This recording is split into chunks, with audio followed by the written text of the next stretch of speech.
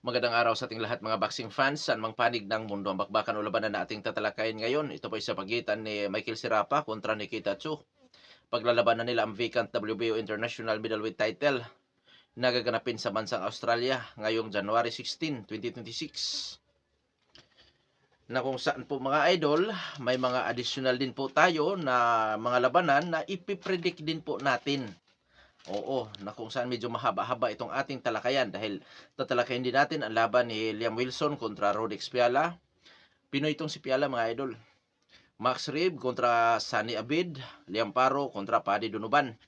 Yan po ang ating mga tatalakayin ngayon na labanan na kung saan main event Nikita Tso at si Rafa, tapos yung undercard yun yung ating nabanggit kanina. Nabanggit natin kanina. Okay. Sa mga labanan na ito, tayo po ay maghahayag ng sarili ating fight prediction, comparison at analysis na kung saan doon pa po lamang sa ating gagawing comparison. Detalyado na inyong malalaman kung saan nga ba nigil Yamado, saan naging dehado itong mga maglalaban. Inanyahan ko rin po kayo na panoorin ang mga video bilang karagdagang kalaman para sa atin ng mga boxing fans. At marami rin po kayo makukuha mga basihan na posible makapagbibigay, influensya sa inyong magiging desisyon dito sa mga labanan na ito. Mga idol, bagamat ang Long Sports PH ay naghahayag ng prediction, nasa inyo pa rin po ang huling desisyon. Bago naman natin ito simulan, para po sa mga boxing fans na bago po lamang napadpad dito sa ating munting channel, inanyayahan ko po kayo na sana supportahan po sa pamamagitan po ng pag-subscribe, like, and share. At para po sa mga boxing fans na walang sawa na sumuporta o sumubaybay dito sa ating munting channel, taos puso po ano po pasalamat sa inyong lahat. Wala po Long Sports PH kung wala rin po kayo mga idols. Simulan na natin ang ating talakayan. Tatalakayin natin ang sa panig nitong si Nikita Tso kung ano bang mayroon sa boxing hero ito. Nikita Tso bilang sa professional boxer, may impresibong kartada, 11 wins with 9 wins coming by way of knockout, undefeated by the Davide City Anyos, height 5 foot and 10 inches, southpaw ang stance, count ratio 81.82%. Last fight August 2025, nakasagupa si Loisim Ismaili, panalo by first round referee technical decision or technical knockout si Nikita Tso. Eksperyensya o karanasan itong si Nikita Tso. Mga idol, itong si Nikita Tso, bago pa po talaga pumasok sa pro fights ito, dating lumalaban sa amateur boxing. Pero hindi po siya nagtagal doon. Bigla itong nawala dahil nga po itong si Nikita Tso ay nag-aaral. Tinapos niya ang kanyang pag-aaral sa college, natapos niya ang nursing, at sa pagbalik niya sa boxing, hindi na sa amateur kundi sa pro fights na po talaga siya dumiritso. So ngayon, sa kanyang karanasan as a professional boxer, mga matitindi na kalaban nito ay ang katulad ni Loisim Ismaili, si Jack Brobecker, at sa ranking po ng boxing scene, rank 6 sa IBF, rank 12 sa WBO, itong si Nikita Tso. Skills, kung noon pressure puncher brawler, ngayon boxer puncher na. So ibig sabihin nag-improve ang galawan nitong si Nikita Tso. Pressure, which is malimit natin nakikita sa kanya. Defensive, moving around, backpedal, counter, lumalaban sa brulan o tututo na suntukan din. Taglayang power, timing, at accuracy. Oo. Depensa, average. Bagamat nag-improve na, may head movement na ito unlike before. Pero average pa rin ang masasabi ko mga idol dahil may mga openings pa rin talaga ito. Habang nasa opensa ito o bukas na bukas ang depensa, delikadong masamantala sa counter. Durability, may tibay din po itong si Nikita Tso. O may tibay. Dito ngayon masusubok ang kanyang tibay. Kay Michael Sirapa. Bakit? O mamaya sa comparison natin ito malalaman. Sa panig ni Michael Sirapa, bilang sa professional boxer may impresibong kartada, 34 wins with 22 wins coming by way of knockout. May 5 talo, ngunit wala pa na talang tabla. Sa kanyang 5 talo, 2 beses ng knockout ito. May edad na 33 anyos at ang height 5 foot and 11 inches, reach 71.5 inches, orthodox ang stance, ang out ratio 64.71%. Last fight, August 2025, nakasagupa si Mikey Dalman, panalo by first round technical knockout si Michael Sirapa. Experience ni Michael Sirapa, dating world title challenger rin po ito mga idol. Nakasagupa niya si Elislan Lara, talo siya by knockout. Nakasagupa din niya si Kell Brook, dating world champion yan, si Kell Brook, si Peter Kilin, Jeff Horn, dating world champion din. Mga nakasagupa yan ni Michael Sirapa. Skills ni Michael Sirapa, boxer puncher din, pressure, defensive, roller, counter style. Timing sa pagbato ng suntok, taglayang power, accuracy. Durability, marunong knockout. So ang mayroon sa kanya is determination or determinasyon. Power, accuracy. Mayroon ito. So ngayon dadako na tayo sa ating gagawin na comparison. Mga idol, parehong Australian boxer ito. So, nakadepende na po yan sa promoter, kung kaninong promoter ang may hawak dito mga idol, doon magkaroon ng konting kalamangan ang boxer. Oo. So, dito mga idol, parehong Australian boxer sila. So, sa division naman tayo, si Nikitatsu, nakaranking sa Super Welterweight Division, rank 19 out of 2,366. Si Michael Serapa, rank 9 out of 1,952 middleweight division. Magpangabot silang dalawa sa middleweight division na kung saan natural sa timbang si Michael Serapa. Disadvantage dito kay Nikitatsu, mga idols, madala ba niya ang kanyang durability, madala ba niya ang buong galawan, liksi, power, hand speed sa middleweight division. Kaya kung madala, malaking tulong na po yan para sa kanya. Pero kung hindi, sabi ko nga, disadvantage. Okay. Dahil sa hindi pa natin nakikita ang laban, so disadvantage yan.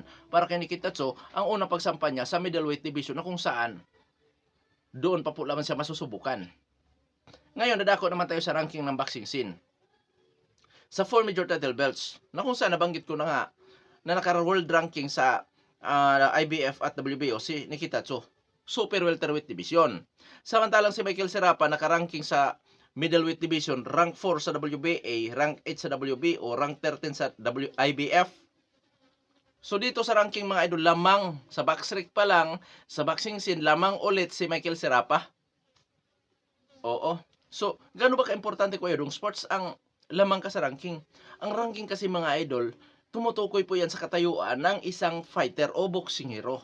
Na kung saan, lamang nga sa ranking si Michael Serapa. So, advantage kay Serapa, lamang siya sa ranking. Boxrec or sa boxing scene. Ngayon, dadako naman tayo sa physical na appearance. 33 anyos si Serapa, 27 anyos si Nikitatsu. Mga idol, parehong nasa prime. Oo, parehong nasa prime. Height, mas matangkad po si Serapa ng 1 inch.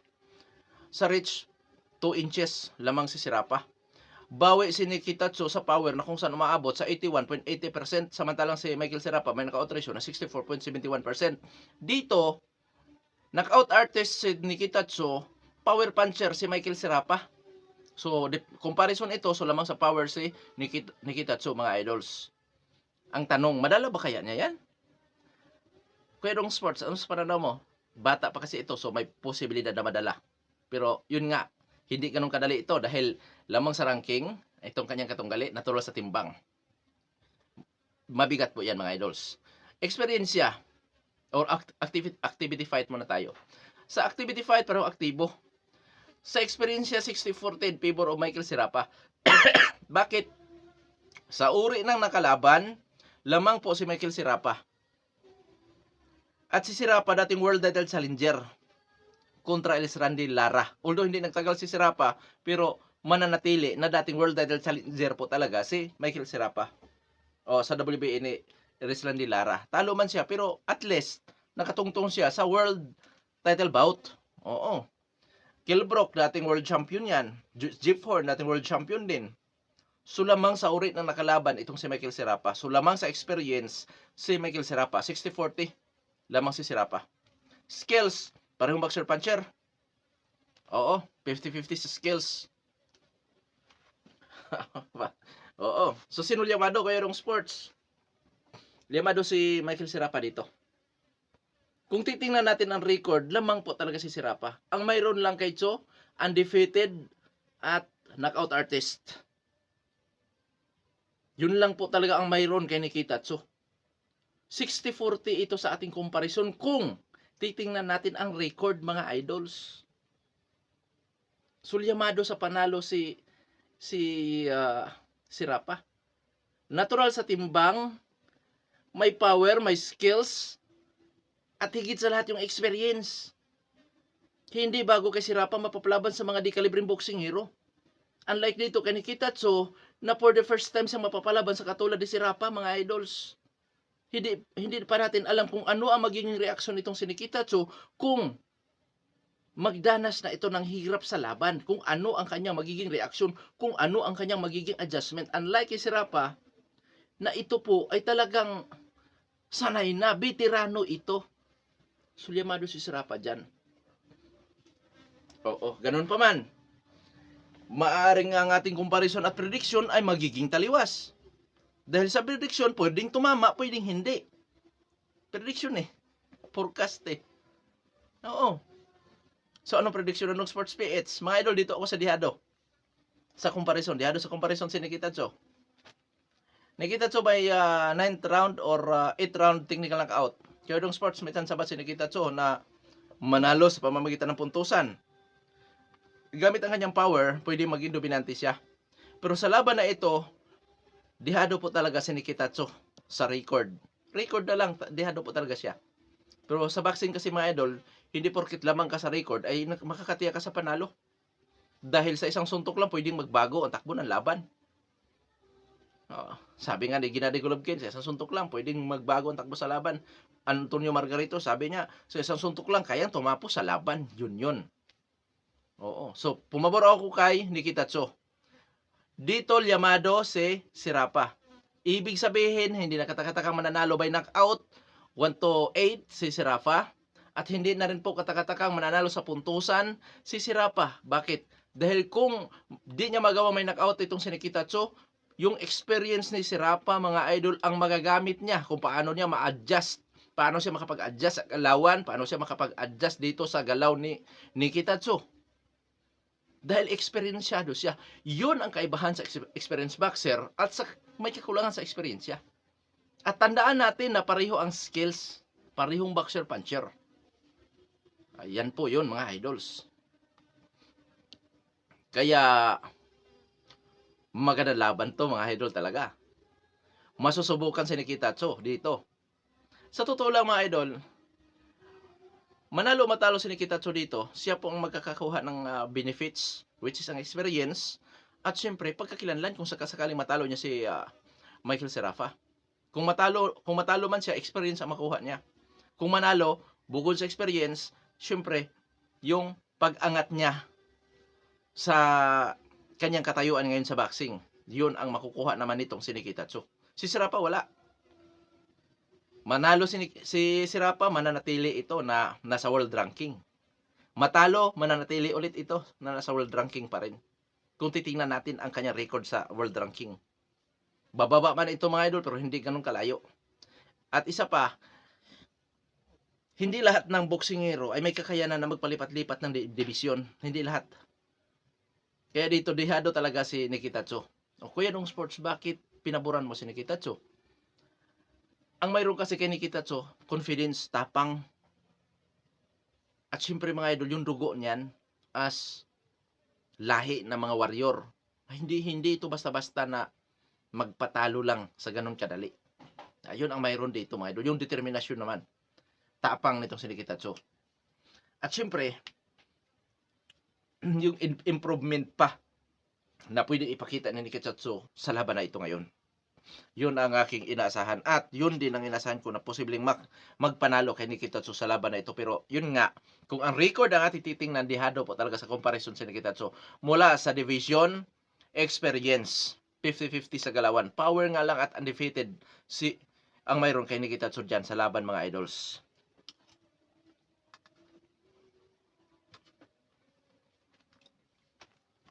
Ngayon, mag-predict tayo sa laban na walang paliwanag pa kasi humaba na po ang ating video. Mga undercard ito sa Serafa Cho na labanan. Okay, Liam Wilson kontra Rodix Piala. Pinoy ito si Rodix Piala, ating kababayan. Mga idol, ang suporta ko dito kay Rodix Piala ay mananatili. Pinoy kasi ito, manalo matalo. Ang suporta ko kay Rodix Piala, pero talo siya dito by knockout kontra Liam Wilson. Kung 10 rounds ito, pinakamatagal ang 8 rounds. May kalalagyan na itong si Rodix Piala. Oo. At kung sa puntusan, bagamat may laban si Rodix Piala, pero sa tingin ko, dayo kasi si Kabayan, delikado pa rin. So, ang kailangan ni Kabayan dyan, knockout win kung nais siya makapiho sa panalo.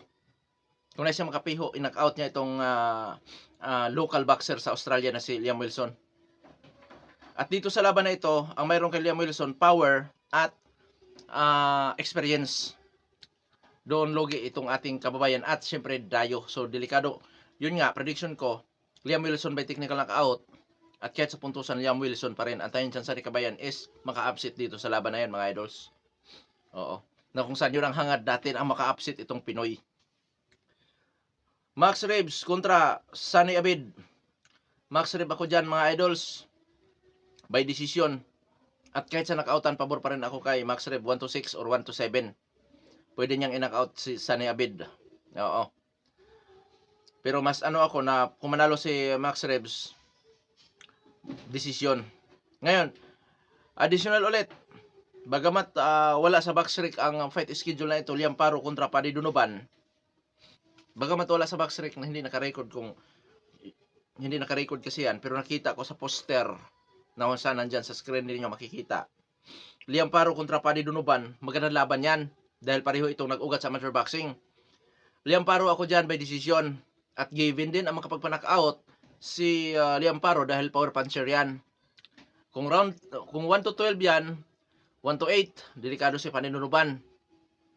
Oo. Kaya, Kuya Dong Sports, may chance ba si Paddy Donovan na mananalo? Sa skill si Paddy Donovan, oo, may chance. Power puncher din po yan. So, magandang laban yan. Pero, kung manalo man itong si Paddy Donovan, siguro by decision. O, sa decision yan, pwedeng mananalo. At given din makapanag-out win yan kasi nga power puncher din. Pero mas ako kay Liam Paro na sa tingin ko posibleng mananalo si Liam Paro dyan sa laban na yan mga idol. Knockoutan o puntusan. Hanggang dito na lamang ito Bandung Sports PH. God bless po sa ating lahat.